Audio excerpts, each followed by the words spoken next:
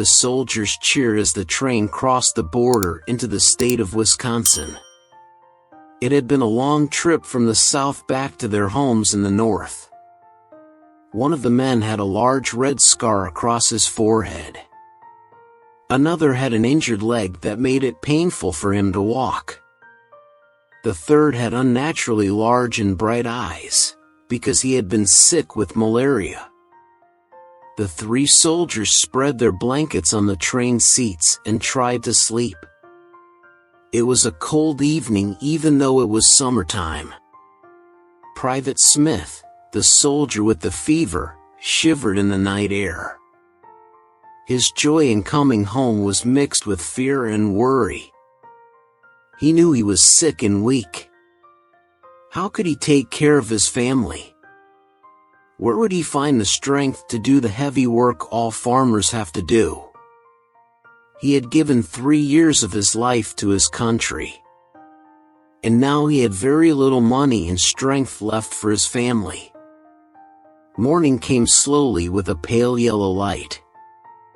The train was slowing down as it came into the town of La Crosse, where the 3 soldiers would get off the train. The station was empty because it was Sunday. "They'll get home in time for dinner," Smith thought. "She usually has dinner about 1 o'clock on Sunday afternoon," and he smiled. Smith and the other 2 soldiers jumped off the train together. "Well, boys," Smith began, "hay race where we say goodbye. We've marched together for many miles. Now, I suppose, we are done." The 3 men found it hard to look at each other. "We ought to go home with you," one of the soldiers said to Smith. "You'll never be able to walk all those miles with that heavy pack on your back." "Oh, I'm all right," Smith said, putting on his army cap. "Every step takes me closer to home." They all shook hands. "Goodbye." "Good luck." "Same to you." "Goodbye." Smith turned and walked away quickly. After a few minutes, he turned again and waved his cap. His 2 friends did the same. Then they marched away with their long, steady soldier's step. Smith walked for a while thinking of his friends. He remembered the many days they had been together during the war.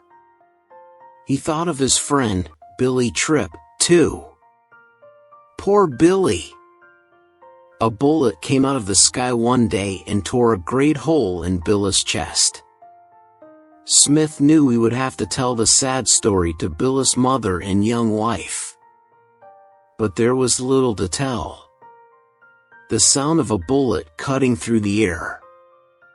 Billy crying out, then falling with his face in the dirt. The fighting he had done since then had not made him forget the horror of that moment when Billy died. Soon, the fields and houses became familiar. Smith knew he was close to home. The sun was burning hot as he began climbing the last hill. Finally, he reached the top and looked down at his farm in the beautiful valley. He was almost home. Mrs. Smith was alone on the farm with her 3 children. Mary was 9 years old. Tommy was 6 and little Teddy had just turned 4. Mrs. Smith had been dreaming about her husband when the chickens awakened her that Sunday morning. She got out of bed, got dressed and went out to feed the chickens. Then she saw the broken fence near the chicken house. She had tried to fix it again and again. Mrs. Smith sat down and cried. The farmer who had promised to take care of the farm while her husband was away had been lazy and dishonest. The first year he shared the wheat with Mrs. Smith. But the next year, he took almost all of it for himself. She had sent him away. Now, the fields were full of wheat. But there was no man on the farm to cut it down and sell it. 6 weeks before, her husband told her in a letter that he would be coming home soon. Other soldiers were returning home, but her husband had not come. Every day, she watched the road leading down the hill. This Sunday morning she could no longer stand being alone. She jumped up, ran into the house and quickly dressed the children. She carefully locked the door and started walking down the road to the farmhouse of her neighbor, Mrs. Gray. Mary Gray was a widow with a large family of strong sons and pretty daughters. She was poor, but she never said no to a hungry person who came to her farm and asked for food. She worked hard, laughed often and was always in a cheerful mood. When she saw Mrs. Smith and the children coming down the road, Mrs. Gray went out to meet them. "Please come right in, Mrs. Smith. We were just getting ready to have dinner." Mrs. Smith went into the noisy house. Mrs. Gray's children were laughing and talking all at the same time. Soon she was laughing and singing with the rest of them. The long table in the kitchen was piled with food. There were potatoes, fresh corn, apple pies, hot bread, sweet pickles, bread and butter and honey. They all ate until they could eat no more. Then the men and children left the table. The women stayed to drink their tea.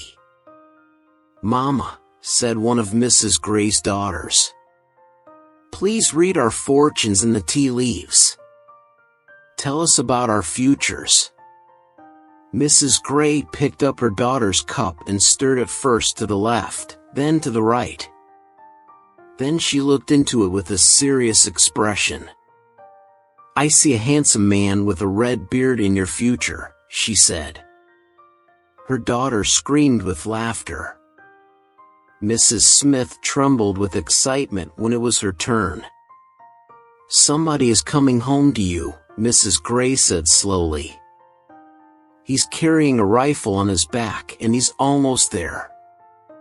Mrs. Smith felt as if she could hardly breathe. "And there he is!" Mrs. Gray cried, pointing to the road. They all rushed to the door to look. A man in a blue coat, with a gun on his back, was walking down the road toward the Smith farm. His face was hidden by a large pack on his back. Laughing and crying, Mrs. Smith grabbed her hat and her children and ran out of the house. She hurried down the road after him, calling his name and pulling her children along with her. But the soldier was too far away for her voice to reach him. When she got back to their farm, she saw the man standing by the fence. He was looking at the little house and the field of yellow wheat. The sun was almost touching the hills in the west. The cowbells rang softly as the animals moved toward the barn. "How peaceful it all is," Private Smith thought. "How far away from the battles, the hospitals, the wounded and the dead. My little farm in Wisconsin. How could I have left it for those years of killing and suffering?" Trembling and weak with emotion, Mrs. Smith hurried up to her husband. Her feet made no sound on the grass, but he turned suddenly to face her. For the rest of his life, he would never forget her face at that moment.